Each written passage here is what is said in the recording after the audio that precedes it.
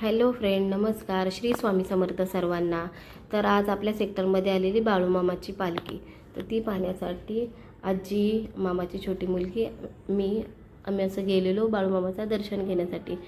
तर बाळूमामाचं दर्शन खूप छान झालं. आणि ही बघा बाळूमामाची पालखी, बाळूमामाच्या नावानं चांग भलं.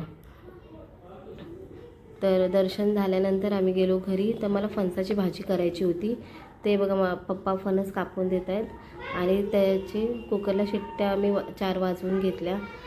आणि हे बघा फणस कुकर थोडा गार झाल्यानंतर असा फणस काढून घेतला आणि त्याचे जो गाभा असतो तो काढून घ्यायचा आणि त्याचे काटे आहेत ना ते पण काढून घ्यायचे. हे बघा मला जरा गरम लागत होतं म्हणून मी असं हे करत होते हाताने.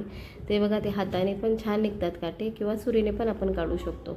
आणि त्याच्यानंतर हा फणस असा चुरडून घ्यायचा हाताने.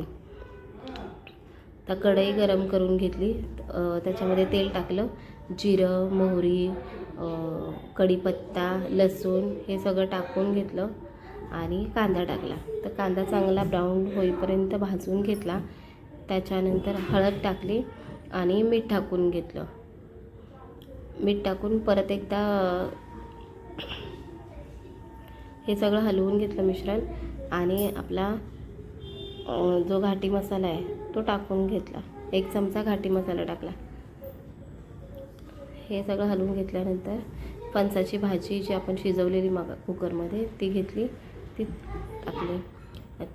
हे बघा चांगलं असं हलवून घ्यायचं आणि वरतून कोथिंबीर टाकायची. तर आपली फणसाची भाजी तयार झाली आहे. व्हिडिओ आवडला